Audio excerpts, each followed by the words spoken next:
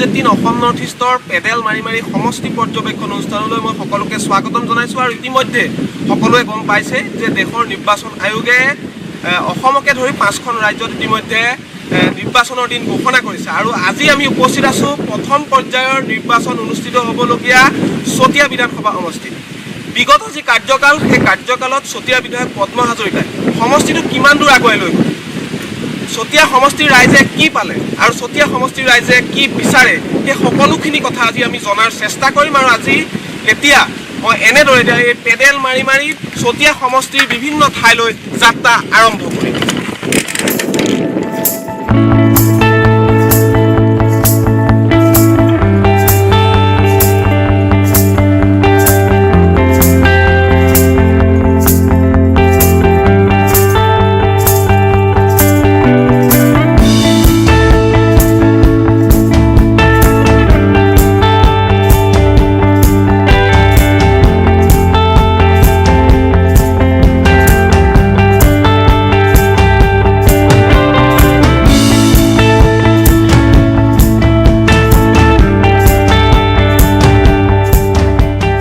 গম পাইছে নিৰ্বাচনৰ দিন ঘোষণা কৰিলে নিৰ্বাচন আয়োগে।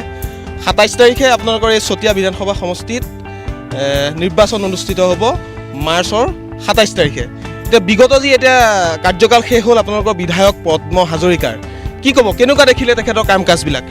আমাৰ বিধায়ক স্মাৰ্ট, আমাৰ কাৰণে যিকোনো বিপদত আহে ইয়াত চতিয়া সমষ্টিত সম্পূৰ্ণ কাম হৈ আহিছে। আৰু তেখেতক আমাৰ আগতৰ দিনত লাগে আৰু মানে কাম কৰিবলৈ মানে আমাৰ আছে পতা পালোঁ। আৰু দুখীয়া ৰাইজৰ মানে কামত কিবা বিপদ পৰিলে আহে। আৰু মানে আমাৰ বিধায়কৰ মহোদয়ক আমি ওপৰলৈ লৈ যাবলৈ আমি চেষ্টা লগাইছোঁ আৰু লৈ গৈ থাকিম। নিবনুৱা যি সমস্যা, সেই সমস্যা সমাধানৰ ক্ষেত্ৰত বিধায়কগৰাকীয়ে কাম কৰিব পাৰিছে নাই আপোনালোকৰ সমষ্টিত? এইটো একেবাৰে আমাৰ কাৰণে নিশ্চিন্ত।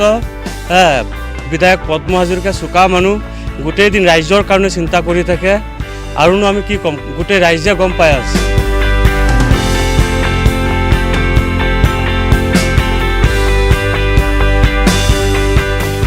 ইতিমধ্যে গম পাইছে নিৰ্বাচন আয়োগে নিৰ্বাচনৰ দিন ঘোষণা কৰিছে। ৰাজনৈতিক দলসমূহ ইতিমধ্যে সাজু হৈছে আৰু সাধাৰণ ৰাইজো এতিয়া দেখিবলৈ পোৱা হৈছে যে ভোট দিবলৈ সাজু হৈছে। আপুনি এগৰাকী চতিয়া বিধানসভা সমষ্টিৰ এগৰাকী ভোটাৰ, কি দেখিছে আপোনালোকৰ বিধায়ক পদ্ম হাজৰিকাই বিগত 5 বছৰে কেনেকুৱা ধৰণৰ কাম কৰিলে, কি ক'ব এই মুহূৰ্তত? আমিতো দেখিছোৱেই, কিন্তু ঘটনা হ'ল সমগ্ৰ চতিয়া সমষ্টিয়ে জানে বিধায়ক ছাৰে কি কৰিছে। আমাৰ এই কন্যাকাৰ যি বহুমুখী ফাৰ্মৰ থ্ৰুৱেদি যিমানখিনি নিবনুৱা ইয়াত আমাৰ সংস্থাপন হৈছে, কমচে কম ধৰক 500-600 সংস্থাপন হৈছে। আমাৰ কন্যাকাৰ ভিতৰৰ যিখিনি কাম কাজ সেইখিনি আমাৰ এই নিবনুৱাসকলেই ইয়াত আমাৰ স্থান পাইছে। তাৰ মাজেদি যি বোকা একাঠু বোকাত যোৱাৰ যিটো পৰিৱেশ, সেই পৰিৱেশ এতিয়া বৰ্তমান নাই। তাৰমানে এনেকুৱা হৈছে, ক'ৰবাত যদি ধৰক 300 মিটাৰো আছিলে, এতিয়া সেই 300 মিটাৰটো তেনেকুৱা CC ব্লক বা তেনেকুৱা চেনকেভলৰ তেনেকুৱা ব্যৱস্থা হ'ল। এতিয়া আমাৰ মানে আগতে আমাৰ ৰাস্তা পদূলি ভাল বনাইছে, একদম সুন্দৰ হৈছে। আৰু এতিয়া তাৰ ওপৰত আমি ক'বলগীয়া নাইয়ে, হয়তো আপোনালোকে বেছিয়ে জানিব চাগে। নিবনুৱা সমস্যা সমাধান হৈছে, নিবনুৱা সমস্যা পূৰা সমাধান হৈছে। ধৰক আমাৰ ইয়াৰ যিখিনি নিবনুৱা, ইয়াৰেই নহয়, আমাৰ চতিয়া সমষ্টিৰ প্ৰত্যেক গাঁৱৰে হয়তো এজনকৈ হ'লেও ইয়াত মানে সংস্থাপন পাইছে। সেই সংস্থাপন পাইছে লগে লগে তেনেকৈ আমাৰ ফাৰ্মৰ যিখিনি অন্তৰ্গত মানুহ, সেইখিনি এতিয়া ক'বলগীয়া বিষয় নাই, প্ৰত্যেকেই পৰিয়াল চলাব পৰা মানে ব্যৱস্থা হৈছে। আপুনি ক'ব বিচাৰিছে যে পদ্ম হাজৰিকাই কাম কৰিছে, চতিয়া কৰিছে। আপোনালোকে লিখি আদায় কৰিব নোৱাৰিব যদি মোক অকণ সময় দিয়ে। মই যদি আপোনালোকৰ ওচৰত অকণ বহি পেলাই চিন্তা চৰ্চা কৰি যদি আপোনালোকক কওঁ, হয়তো আপোনালোকে লিখি আদায় কৰিব নোৱাৰিব ছাৰৰ বিষয়ে। নিৰ্বাচনত কি হ'ব এইবাৰ চতিয়াত? নিৰ্বাচনত আপোনালোকে ভালকৈ জানে, কিন্তু মই কৈছোঁ এইবাৰ মানে আগতে যদি ধৰক 2000 বা 1500 বা 1800 জিকিছিলে, এইবাৰ মোটামুটি 70-60 হাজাৰ ভিতৰত ছাৰ আমাৰ জয়যুক্ত হ'ব বুলি আমাৰ দৃঢ় বিশ্বাস আছে।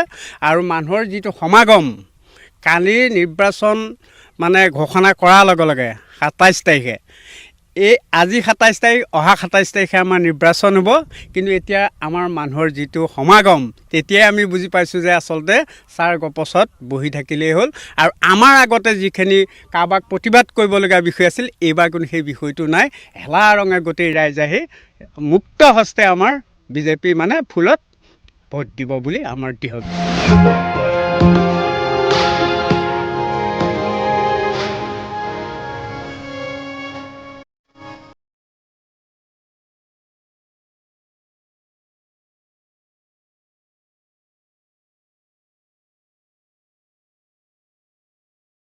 নিৰ্বাচন আহি পালেহি তো আপোনালোকৰ যি বিধায়ক আছিলে তেখেতৰ কাৰ্যকাল ইতিমধ্যে 5টা বছৰ সম্পূৰ্ণ হৈছে তেখেতে কাম কৰিছে নাই চতিয়া সমষ্টিত উন্নয়ন হৈছে নাই কি ক'ব আমাৰ মাননীয় চতিয়া সমষ্টিৰ বিধায়ক পদ্ম হাজৰিকাই বহুত কাম কৰি আছে ইতিমধ্যে আমাৰ চতিয়া সমষ্টিত বহুতখিনি কাম আগবঢ়াইছে আৰু ভোটৰ কন্যাকাৰ জৰিয়তে আমাৰ ভোটসমূহ নিবনুৱা ল'ৰাসকলক বহুতো সমস্যাৰ সমাধান হৈছে আৰু 10টা ল'ৰাকে এটা গোটত 10 লাখ টকা দিছে আমাক এই 10 লাখ টকা দি আমি বহুতখিনি কাম উপাৰ্জন কৰি আমি হেৰি কৰি খাই আছোঁ আমাৰ বহুতো উন্নত হৈছে আমি এতিয়া যথেষ্ট লাভৱান হৈছোঁ যিসমূহ আঁচনিসমূহ আপোনালোকে পাইছেনে নিশ্চয় পাইছোঁ অৰুণোদয় আঁচনি পালোঁ মহিলাসকলে বিধৱা পেঞ্চন বৃদ্ধ পেঞ্চন সকলো পাইছে আমি ল'ৰাসমূহে নিবনুৱা সমস্যা ল'ৰা শিক্ষিত ল'ৰাবোৰে 50,000 টকাকৈ পাইছে এতিয়া ইতিমধ্যে চৰম আঁচনিৰ জৰিয়তে যথেষ্টখিনি আমি সুখী হৈছোঁ এতিয়া টকা পাই কিন্তু দিনত কি হ'ব এইবাৰ নিৰ্বাচনত এইবাৰ নিৰ্বাচনততো ক'বই নালাগে নিঃসন্দেহে আমাৰ চতিয়া সমষ্টিৰ বিধায়ক পদ্ম হাজৰিকা বহুত বিপুল ভোটত জয়যুক্ত হ'ব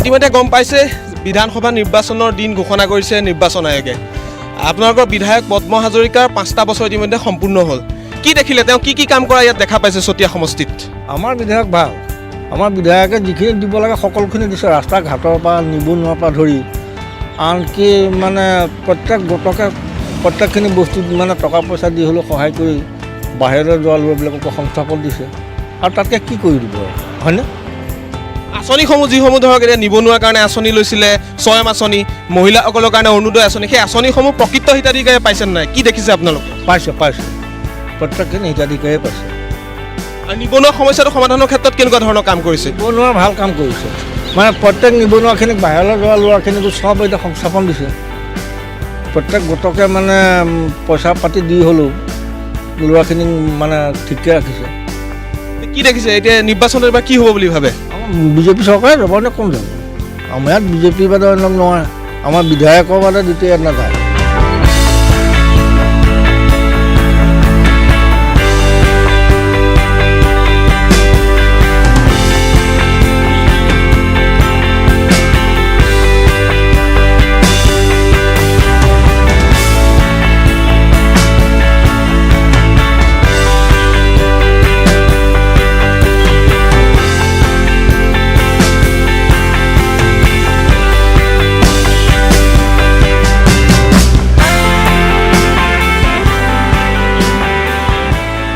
আপোনালোকৰ যিগৰাকী বিধায়ক পদ্ম হাজৰিকাই তেখেতৰ 5 বছৰ সম্পূৰ্ণ হ'ল এই 5টা বছৰত তেওঁ কি কাম কৰিলে কি দেখা পাইছে চতিয়া সমষ্টিত আপোনালোকে চতিয়া সমষ্টিত তেওঁ বহুত কামেই কৰিলে ৰাস্তা পদূলি বনালে আমাৰ কবৰস্থানৰ হেৰি কৰিলে বৃদ্ধ পেঞ্চন দিলে অৰুণোদয় পালে আমি বহুত ধৰণৰ বস্তুৱে পাইছোঁ মানে যিটো বিচাৰোঁ আপদ বিপদ হ'লে কাষত আমি পদ্ম হাজৰিকাক পাওঁ আৰু কিছুমান আমাৰ আছে বহুতখিনি আমাৰ আশা আছে সেইখিনিও যাতে পূৰা হয় গতিকে আমাক পদ্ম হাজৰিকাক লাগে আপোনালোক সন্তুষ্ট বিধায়কগৰাকী কাম কাজক লৈ সন্তুষ্ট আমি পূৰা সন্তুষ্ট আমাৰ তাৰমানে ধৰক বিপদত যে পাওঁ বিচাৰি সেইকাৰণে আমি সন্তুষ্ট মই বুলিয়ে নহয় সকলোৱে পাই বিচাৰিলে আমি দেখা অৱস্থাত আমাক মহিলাৰ কাৰণে যিবিলাক আঁচনি লৈছে অৰুণোদয় বা বৃদ্ধ পেঞ্চন দিয়া সেইসমূহ প্ৰকৃত হিতাধিকাৰীয়ে পাইছে নাই হয় অৰুণোদয় আমাৰ ইয়াত যিখিনিয়ে পাইছে ন যিখিনি পাবলগীয়া সেইখিনিয়ে পাইছে আৰু বৃদ্ধ পেঞ্চনো যিবিলাকে পাইছে সকলোৱে আমি জনামতে পাইছে এনে বাহিৰতো আমি নাজানো কি আমি দেখাখিনিত মানে পাইছে কি ভাবে এবাৰ নিৰ্বাচনত কি হ'ব চতিয়া সমষ্টিত তেওঁ হ'লেই ভাল হয় নেকি পদ্ম হাজৰিকা হ'লেই ভাল হয় কাৰণ বিপদত পাওঁ যেতিয়া সেইকাৰণে পদ্ম হাজৰিকা হ'লেই সেইখিনি আশা থাকিলে আমাৰ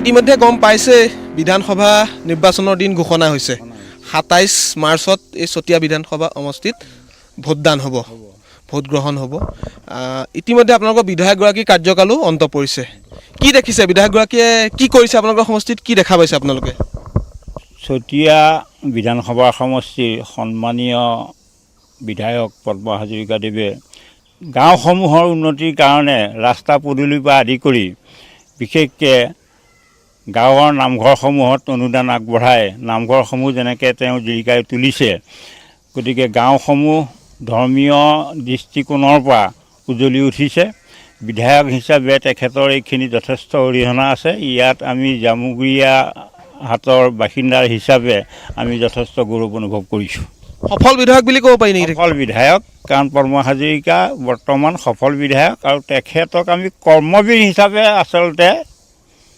মানে ক'ব পাৰোঁ কাম কৰা মানুহ হিচাপে আমি কৰ্মবীৰ হিচাপে তেখেতক আমি উপাধি দিব পাৰোঁ কৰ্মবীৰ আৰু দক্ষ বিধায়ক তেনেকুৱা বিধায়ক আমাক লাগে বিধায়ক মানে ভাল হ'লে সেই বিধায়কৰ পৰা আমি যথেষ্টখিনি আশা কৰিব পাৰোঁ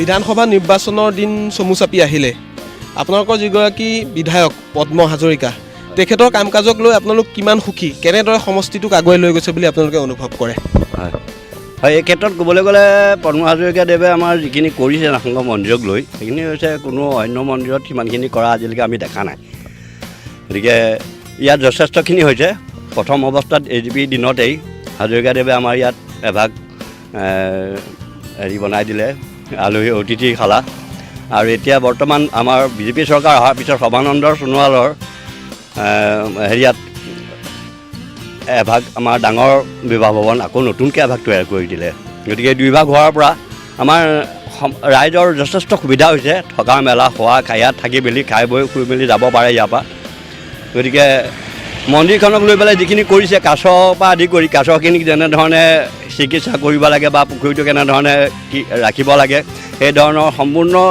ব্যৱস্থাখিনি বিধায়ক মহোদয়ে লৈছে গতিকে আমাৰ মন্দিৰৰ ফালৰ পৰা ক'বলৈ তেখেতৰ ওপৰত একোৱেই নাই বুলি ক'ব পাৰি তেখেতে সম্পূৰ্ণ কাম কৰিছে তেখেতক মানে 100% ইয়াত শলাগ ল'ব পাৰি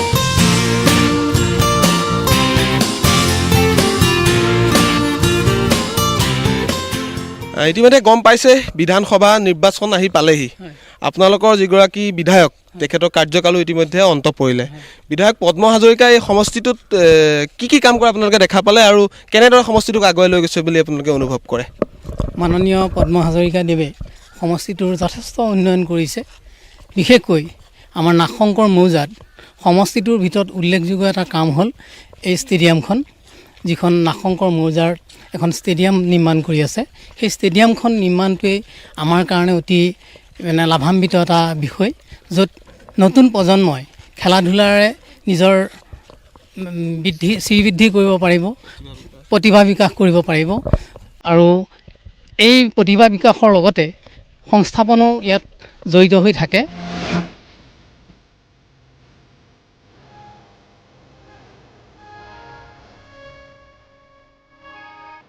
সমষ্টিটোত কংগ্ৰেছৰ স্থিতি কিছু দুৰ্বল যেন অনুমান হয় যদিও নিৰ্বাচনৰ ফলাফলৰ পিছতহে আচলতে ওলাই নমস্কাৰ নিউজ 18ৰ বিশেষ অনুষ্ঠান পেডেল মাৰি মাৰি লৈ মই উপাসনা বৰুৱা আপোনালোক সকলোকে স্বাগতম জনাইছোঁ আজি মই বৰ্তমান উপস্থিত আছোঁ উজনি অসমৰ এক গুৰুত্বপূৰ্ণ সমষ্টি চাবুৱা সমষ্টি এই চাবুৱা সমষ্টিত অসমৰ মুখ্যমন্ত্ৰী মাননীয় সৰ্বানন্দ সোণোৱালৰ ঘৰ বিনাকটাৰ মুলুক গাঁৱত তাৰ লগতে আলফা সেনাধ্যক্ষ পৰেশ বৰুৱাৰ ঘৰ এই চাবুৱাত আৰু যোৱা বছৰত যি কা আন্দোলনৰ সময়ত সৰ্বাত্মক প্ৰভাৱ দেখা গৈছিলে এই চাবুৱা সমষ্টিত য'ত চাবুৱা সমষ্টিৰ বিধায়ক বিনোদ হাজৰিকাৰ ঘৰ জ্বলাই দিয়া হৈছিলে তাৰ লগতে বহুতো কাৰ্যালয় আজি বৰ্তমান আমি চাবুৱা সমষ্টিৰ গাঁৱৰ লগতে নগৰসমূহত ভ্ৰমণ কৰিম আৰু চাবুৱাবাসী ৰাইজৰ মনৰ কথা জানিবলৈ চেষ্টা কৰিম যে কোনখন চৰকাৰ চাবুৱাবাসী ৰাইজে বিচাৰিছে, বিগত 5 বছৰে বিজেপি চৰকাৰে কেনেধৰণৰ উন্নয়ন এই সমষ্টিত কৰিছে, সকলো দিশ সামৰিম। আৰু এটা কথা ইয়াত ক'ব বিচাৰিম যে চাবুৱাত যিহেতু ব্ৰিটিছে প্ৰথমবাৰৰ বাবে চাহ ৰোপণ কৰিছিলে, তাৰ লগতে উৎপাদন কৰিব চেষ্টা কৰিছিলে আৰু এই মুহূৰ্তত এটা গুৰুত্বপূৰ্ণ অঞ্চল চাবুৱা আৰু সেই চাবুৱাত আজি আমাৰ যাত্ৰা আৰম্ভ কৰিম।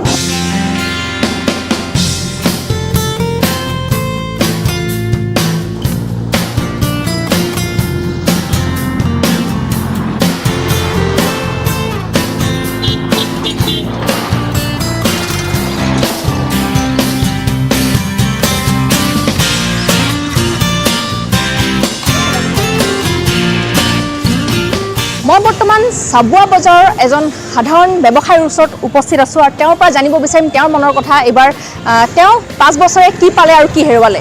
দাদা, এই 5 বছৰে বিজেপি চৰকাৰে কেনেধৰণৰ উন্নয়ন কৰিলে, যিহেতু মুখ্যমন্ত্ৰী বাসগৃহ চাবুৱা? তেনেকৈ এনে গাঁওবিলাক টাউনবিলাক এনে উন্নতি হৈছে। তেনেকৈ আমাৰ ব্যক্তি হৈ আমি তেনেকৈ একো পোৱা নাই। এনে চাউলটো পোৱা হৈছে ধৰ, তেনেকৈ একো সুবিধা পোৱা নাই। ল'ৰা ছোৱালীবিলাক ধৰ স্কুল পঢ়াই সেইবিলাক অলপ চৰকাৰী সুবিধা পাইছে, সেইবিলাক সুবিধা হয়। আৰু বিধায়ক বিনোদ হাজৰিকাক দেখি পাইছে নাই চাবুৱা সমষ্টিৰ বিধায়ক? তেনেকৈ এনে টাউনলৈ দেখোঁ কেতিয়াবা দেখে। হয়। আৰু চাবুৱাত যিহেতু মুখ্যমন্ত্ৰী বাসগৃহ, আপোনালোকে বাট পদূলিটো ঠিকে আছে, কিন্তু সেইখিনি পৰ্যাপ্ত নহয়। আৰু বাকী উন্নয়ন দেখিছেনে নাই? বাকী উন্নয়ন মানে কিছুমান পাইছে ধৰক, যিবিলাকে ধৰক চৰকাৰৰ লগত যোগাযোগ কৰিছে। আমি তেনেকৈ ব্যৱসায়ত বিজি থাকোঁ, তেনেকৈ আমি তেনেকৈ চৰকাৰৰ ওচৰত তেনেকৈ যোৱাও নাই।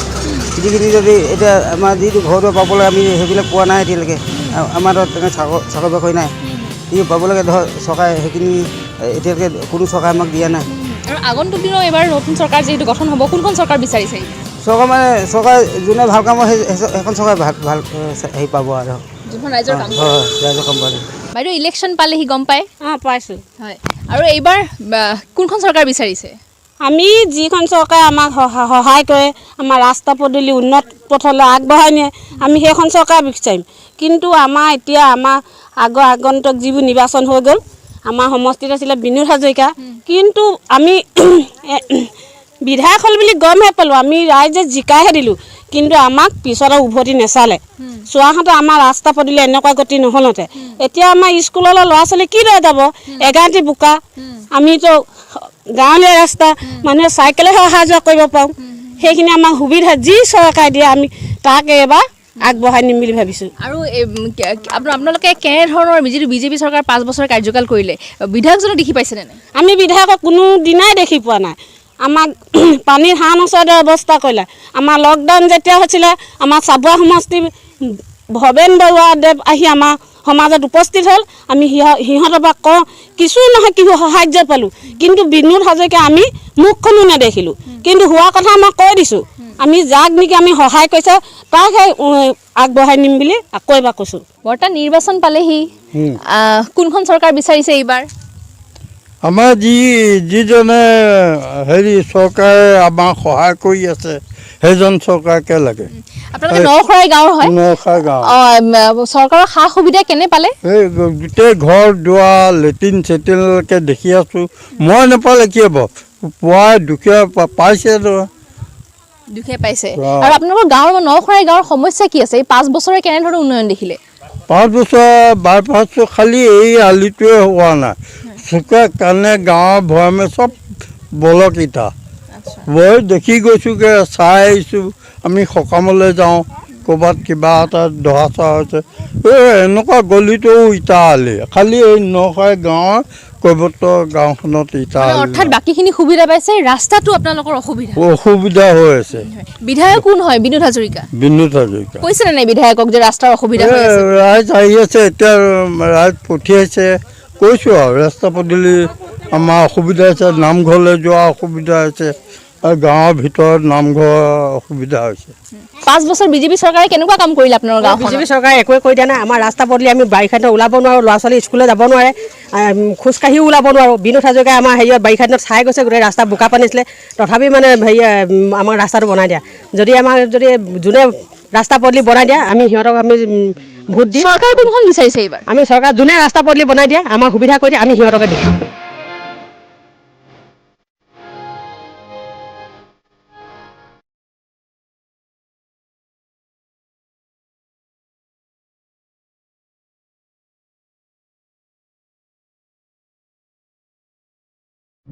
আজি আমি আপোনালোকক দেখুৱালোঁ উজনি অসমৰ এখন গুৰুত্বপূৰ্ণ সমষ্টি চাবুৱা সমষ্টি। চাবুৱা সমষ্টিত কেনেধৰণৰ উন্নয়ন হৈছে বিগত 5 বছৰ যিটো বিজেপি চৰকাৰৰ শাসনকালত, আৰু ৰাইজৰ মতামত আজি আপোনালোকক দেখুৱাবলৈ চেষ্টা কৰিলোঁ। ৰাইজে কি হেৰুৱাইছে আৰু এই চাবুৱা সমষ্টিত কি পাইছে। আৰু এইবাৰ যিহেতু পুনাকণ বৰুৱা AJPৰ পৰা চাবুৱা সমষ্টিত টিকেটৰ দাবীদাৰ বুলি ইতিমধ্যে জানিব পাৰিছোঁ। তেওঁ লাহোৱালৰ বিধায়ক ঋতুপৰ্ণ বৰুৱাৰ ভাতৃ হয়। আৰু যিটো চাবুৱা সমষ্টিত ৰাইজে বৰ্তমান এই নিৰ্বাচনত কেনেধৰণৰ প্ৰভাৱ পৰিব সেয়া লক্ষণীয় হ'ব। আৰু এইবাৰ যিটো চাবুৱা সমষ্টিৰ যিটো মুখ্যমন্ত্ৰীৰ গৃহ জিলা চাবুৱা বুলি কোৱা হয়, আৰু এই সময়ত এই চাবুৱাৰ যি নিৰ্বাচন বৰ্তমান বৰ আকৰ্ষণীয় হৈ পৰিছে। আগন্তুক দিনত দেখা যাব ৰাইজে কোনটো চৰকাৰক আঁকোৱালি লয়। চাই থাকক আমাৰ এই বিশেষ অনুষ্ঠান নিউজ 18।